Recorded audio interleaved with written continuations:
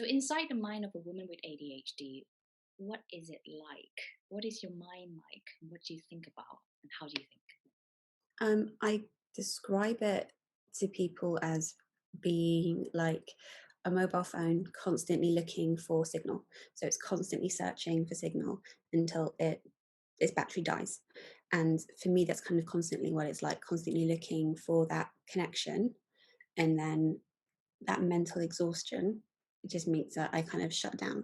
So it's quite hectic because you're constantly looking for sources of stimulation. You're constantly looking for ways to keep yourself focused on a task that maybe you're beginning to lose interest in. Um, so I would say inside my mind is probably quite a hectic space most of the time. How does ADHD manifest, for you externally? So, how would, someone see you, externally with your ADHD behaviors? I think growing up, the majority of it was that I did everything extremely quickly. So I would attack everything extremely fast from a task that I was doing to what, if we were going somewhere, it would be, we needed to do it there and then. It had to be done now. It was kind of a running joke in my family that my middle name was Patience Lack of, because I just had no patience for anything. I wasn't rude, but I was fidgety, kind of needing things to be done, and it would cause me great anxiety if we said we were leaving at a certain time and then we didn't leave at that time, because I would be worried about being late or something like that. I was always told that I spoke, and probably still do, speak too quickly for people to have a clear understanding. And it made me very conscious of my speech, and I would get very, very frustrated because it would be slow down, just take a breath, just slow down. And because they were interrupting me, it made me feel so frustrated while I was trying to communicate that I would then muddle up my words and not make myself clear. And that was always, still is, whenever I'm talking to someone, am I making myself clear? I'm constantly checking, does that make sense? Do you understand what I'm saying? Because I'm always conscious of a kind of communication barrier, I guess, of, am I being understood? Is what I'm saying coming through? Are you understanding what I'm saying? Am I getting myself across? Are you really understanding? Not are you hearing, but are you understanding? There's a big difference between hearing and understanding. I think also, in terms of physicality, I tend to sort of move around a lot. So I'm one of those talking with your hands people, or kind of pulling at my sleeves or touching my hair, which I think also not always, because you can probably see, not always great at making eye contact, because I'm having to sort of think about what I'm going to say, and I can't think about what I'm going to say if I'm looking straight at a person. It makes me feel kind of like am I staring at them, and it's just another barrier to me trying to communicate effectively, um, whilst being conscious of the speed at which I'm talking. And I think also if I become disengaged or uninterested, I can't always stop myself from maybe picking up a phone or picking up something to kind of fiddle with. So it looks like I'm not paying attention to what you're saying. It looks like I'm not interested in what you're telling me. Um, and that's not the case. It's just I can't maintain that mental focus of being the presentation, the performance of being Yeah. there, I suppose. Yeah. Yeah, I completely understand because what is going on in your mind is so hectic and it doesn't Mm. really translate to the exterior because people think that you're just zoning off while they're talking and not paying attention or not interested in them. But it is really that you have so much going on in your mind that you Yeah. just struggle to come back to that person. Yeah. You know. And I think when you take into consideration um, all of the information that we are processing kind of on the lower layers, and not necessarily the immediate interaction that you're having with the person, but you're processing the temperature of the room, the lighting, the sound.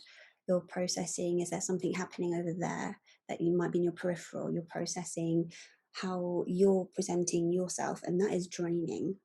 It's really draining to be subconsciously, maybe, I suppose that's the right way, yeah, subconsciously processing all of that information Mm. while still trying to maintain active focus and active listening on the person who's actually speaking to you. And that's yeah, it's draining. Yeah, I relate to that. So, living with ADHD, pre-diagnosis, did you struggle? Oh god, yeah, absolutely, 100%. I think in hindsight, um, since being diagnosed, I'm definitely way more conscious of those struggles. I think predominantly the main issues that I had were a lot social. They were quite, yeah, they've definitely a pretty heavy leaning on their social issues around ADHD. I think one of the things that I've realized since being diagnosed is how much stimulation you get from positive interaction with people.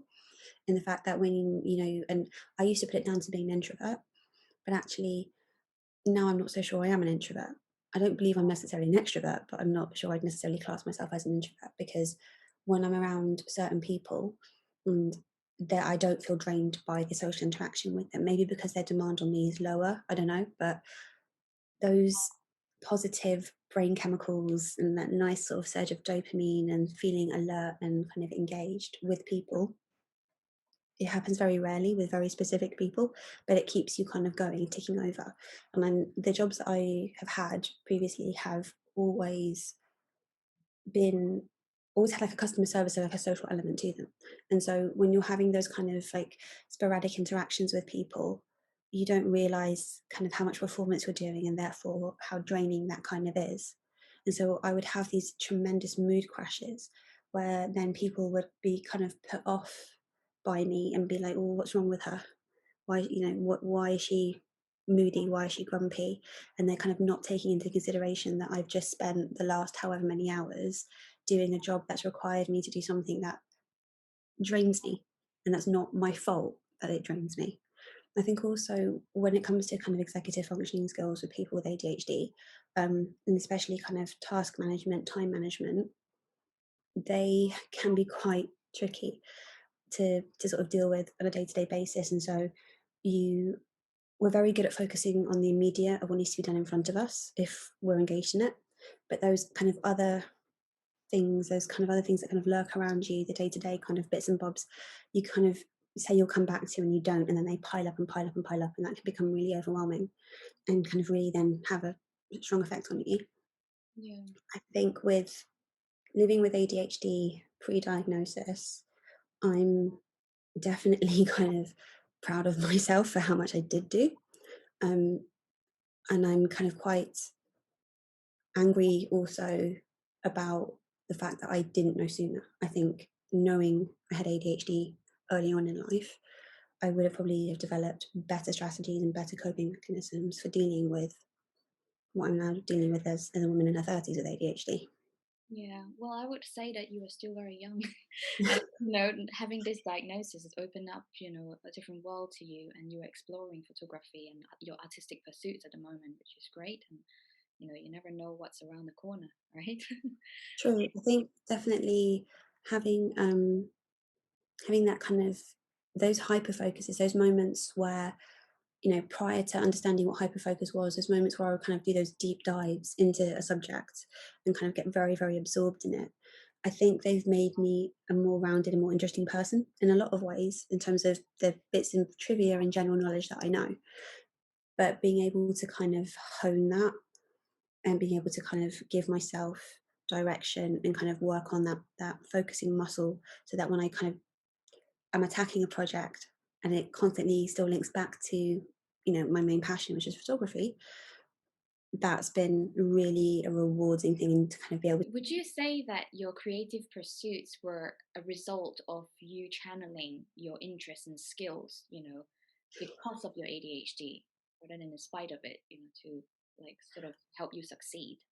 I think it's six of one, half dozen of the other. I think from a young age, I became very aware that I wasn't like other people, and I think that there's an element of performance in trying to fit in and trying to kind of behave and mirror those behaviors around you and be like everyone else so that you fit in, you don't stand out.